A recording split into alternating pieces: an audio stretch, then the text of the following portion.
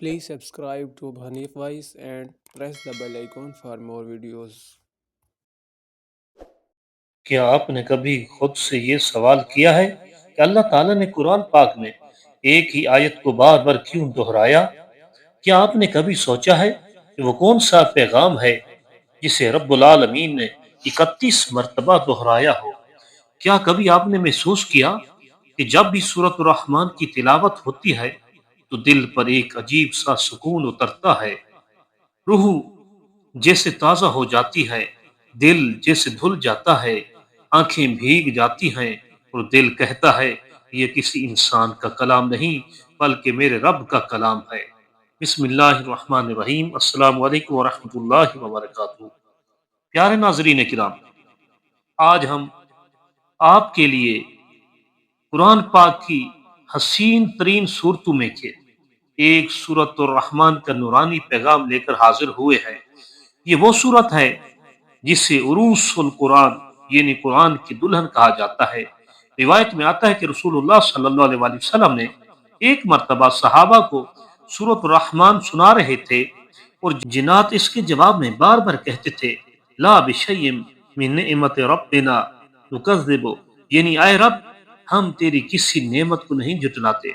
سورۃ الرحمن وہ سورت ہے جس میں اللہ تعالیٰ نے اپنے بے شمار نعمتوں کا ذکر کیا، اپنی قدرت کے جلوے دکھائے اور ہر نعمت کے بعد انسان سے بھی یہ پوچھا کہ فَبِأَيِّ آلَاءِ رَبِّكُمَا تُكَذِّبَانِ، اے انسانوں، اے جنات، تم اپنے رب کی کون کون سی نعمتوں کو جھٹلاؤ گے؟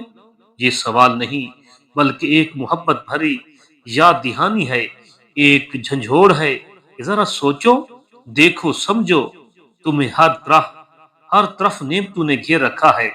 حضرت مولا علی رضی اللہ تعالیٰ عنہ فرماتے ہیں اس آیت کے ہر تکرار میں اللہ بندے کو جھنجھوڑ کر کہتا ہے اے انسان، غرور نہ کرو، تکبر نہ کر، جو کچھ تمہارے پاس ہے وہ میرے فضل سے ہے۔ اس صورت کی ابتدا ہی الرحمن سے ہوتی ہے، یعنی وہ ذات جو سراسر رحمت ہے، محبت ہے، شفقت ہے۔ پھر فرمایا علم القرآن، یعنی قرآن سکھایا۔ غور کیجئے، انسان کی پیدائش سے پہلے قرآن کی تعلیم کا ذکر کیا گیا۔ یہ بتاتا ہے کہ سب سے بڑی نعمت قرآن ہے۔ علماء کرام فرماتی ہیں کہ اگر انسان قرآن کو سمجھ لے، اس پر عمل کرے، تو اس کی دنیا بھی سنور جاتی ہے اور آخرت بھی۔ بزرگ فرماتی ہیں کہ سورۃ الرحمن دلوں کو نرم کرتی ہے۔ جس دل پر گناہوں کی گرد جم جائے، سورۃ الرحمن اس کو دھو دیتی ہے۔ اب کچھ حقیقی واقعات دیکھتے ہیں جو اس سورت کی تاثیر کو ثابت کرتے ہیں۔ پہلا واقعہ، ایک خاتون سخت پریشانی میں گھری ہوئی تھی، گھر میں بے برکتی تھی، اولاد نافرمان تھی اور بیماری اور مشکلات نے زندگی کو بوجھ بنا دیا تھا۔